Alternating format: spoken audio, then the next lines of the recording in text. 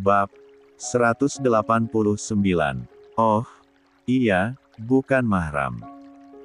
Gak mungkin, kan, dia yang tertutup, syari, dan pokoknya agamis, deh, mau begitu saja dipeluk oleh laki-laki yang bukan mahramnya.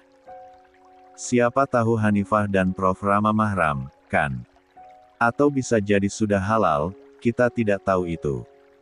Yang jelas, sekelas Prof. Rama, tidak mungkin melakukan kesalahan yang berakibat fatal terhadap nakah baiknya. Kamu tahu sendiri, kan, gelar, jabatan, dan profesi Prof. Rama. Mustahil beliau pertaruhkan dengan cara seperti itu. Nadia tampak terdiam sejenak. Dia mungkin memikirkan apa yang dikatakan oleh Davindra. Tapi, jujur saja, Nadia tidak sepenuhnya percaya akan semua itu, karena entah kenapa hatinya merasa ingin suuzan kepada Rama dan Hanifah. Dav, aku rasa, ini gak benar. Kita harus lapor saja ke Kaprodi atau Kajur. Oh, atau langsung ke wakil dekan saja. Pasalnya, ini gak benar, Dav. Kita harus mengantisipasi sebelum hal-hal buruk terjadi. Gimana? Usul Nadia. Antisipasi gimana, Nat? Dan hal buruk apa maksud kamu? Gak usah kelewatan mikirnya. Lebih baik sekarang, bersihkan hati dan pikiran supaya kamu tidak berpikir sejauh itu ke dosen sendiri, saran Davindra. Davindra adalah ketua BEM yang energi desen logik. Sebelum mengambil suatu keputusan, Davindra mengandalkan logikanya dulu. Dia tidak mau mengandalkan prasangka. Itu sebabnya, tidak mudah merubah atau bahkan mempengaruhi prasangka Giandra selama ini. Cobalah berpikir sedikit saja, Davin. Bagaimana kalau hal itu dapat mencoreng nama baik kampus kita? Kata Nadia. Dalam hal apa?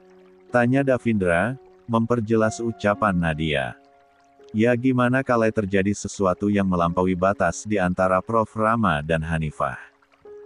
Bukankah akan mencoreng nama baik kampus kita? Aku gak bisa biarin kalau itu terjadi. Davindra menghela napas, kasar. Itu namanya prasangka kamu saja, Nadia. Bukan, Davindra. Di sini, aku mencoba membuka pikiran kamu juga sebagai ketua BEM, Dav. Seharusnya, kamu memikirkan masa depan fakultas kita. Kalau ada perbuatan menyimpang, kamu harus tindak lanjuti. Kamu ini, kan, kritis. Kritis dengan pemikiran logis. Bukan primitif. Kalau kamu bicara tanpa adanya bukti yang nyata dan kuat, ucapanmu itu bisa merugikan dirimu sendiri.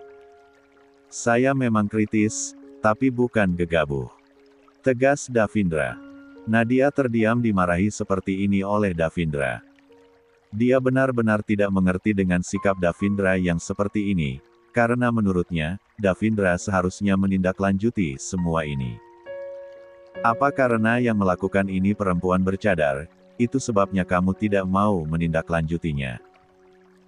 Apa karena Prof. Rama tidak melakukan hal itu kepadamu, itu sebabnya kamu ingin bertindak dengan mengandalkan perasaan, bukan logika? Davindra memutarbalikkan ucapan Nadia. Nadia menggelengkan kepala. Kamu menuduhku. Kamu juga menuduh saya. Memang, ya, perempuan itu bicara dan bertindak mengandalkan perasaan saja, tanpa pernah mau berlogika sedikit saja. Davindra memilih langsung berlalu begitu saja dari hadapan Nadia. Dav, tunggu. Nadia tidak menyerah, dia tetap mengejar Davindra.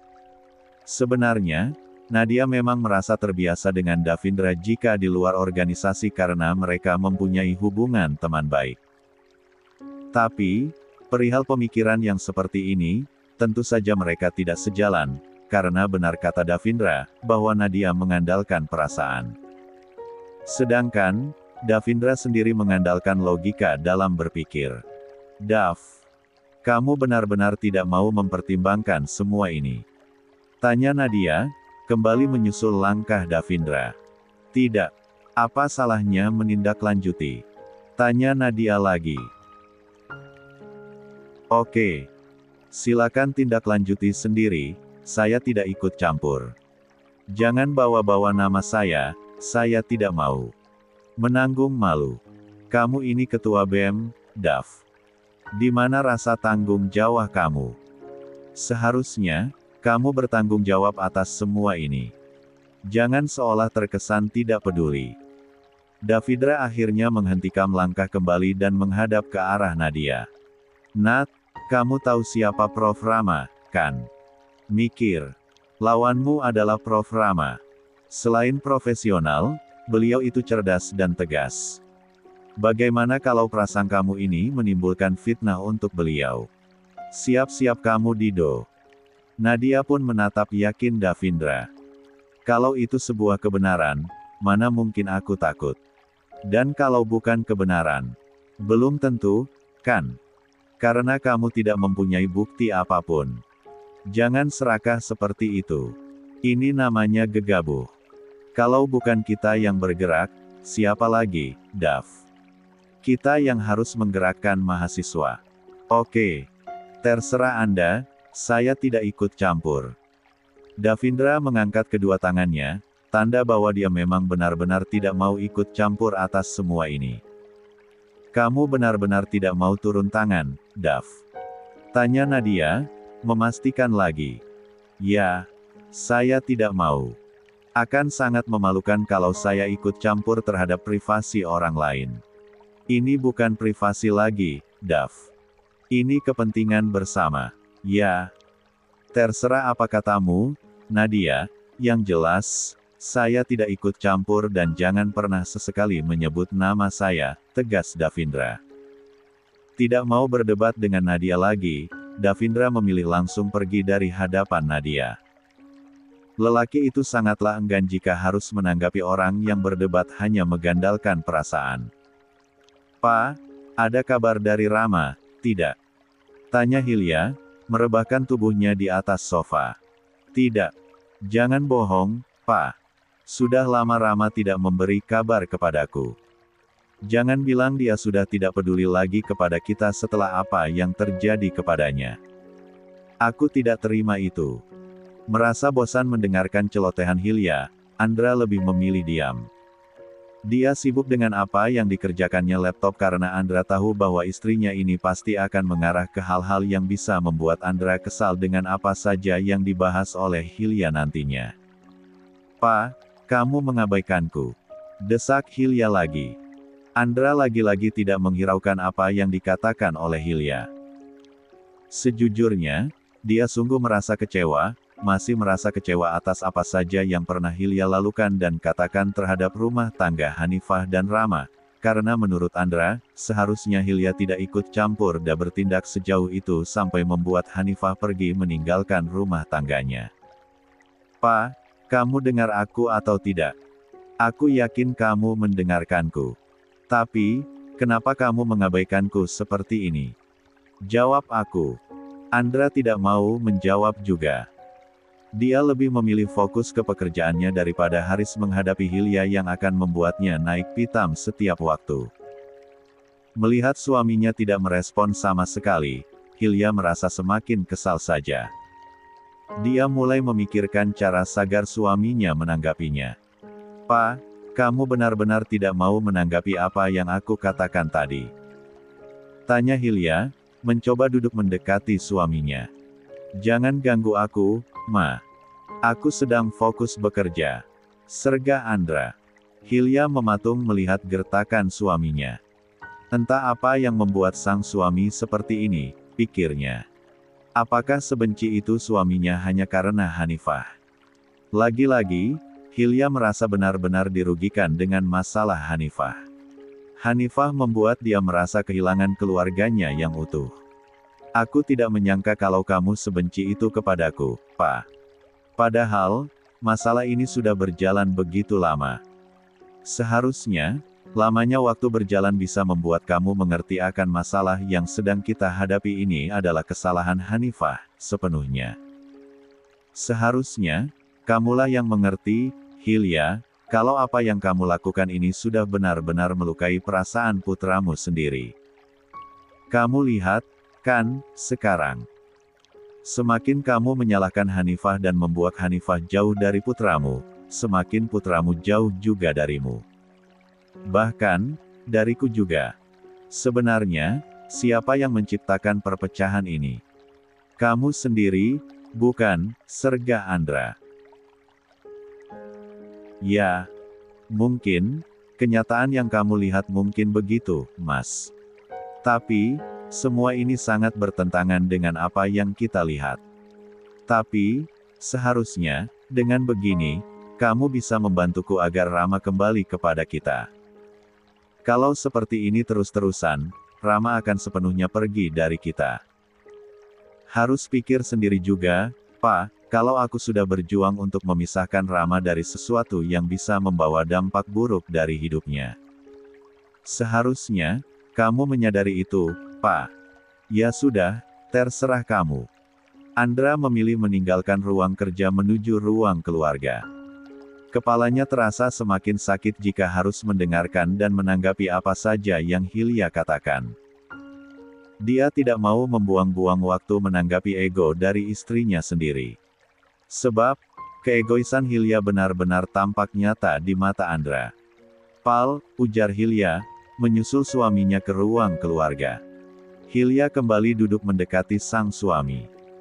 Pak, aku tidak mau kehilangan suamiku atas niat baik yang aku lakukan ini. Niat baikku sangatlah jelas, Pak. Tolong, buka mata hati dan pikiran kamu. Aku sudah berjuang menyelamatkan keluarga kita. Aku rasa, kamu benar-benar harus memikirkan hal ini supaya kamu bisa lebih memahami apa tujuanku seperti ini. Mungkin, menurut kamu, tujuanku tidak baik. Percaya saja, Mas, tujuanku sangat baik walaupun mungkin menurut kamu caraku ini salah, sambungnya. Andra benar-benar tidak menghiraukan apa yang Hilya katakan karena dia juga berpikir bahwa tujuan yang baik, seharusnya dicapai dengan cara yang baik, bukan malah merusak bagian-bagian yang sudah baik. Tapi, Andra memilih untuk tidak memberitahu hal itu kepada Hilya, karena percuma saja pikir Andra, Hilya tidak akan pernah mau mendengar nasihat dari siapapun, termasuk nasihat dari suaminya.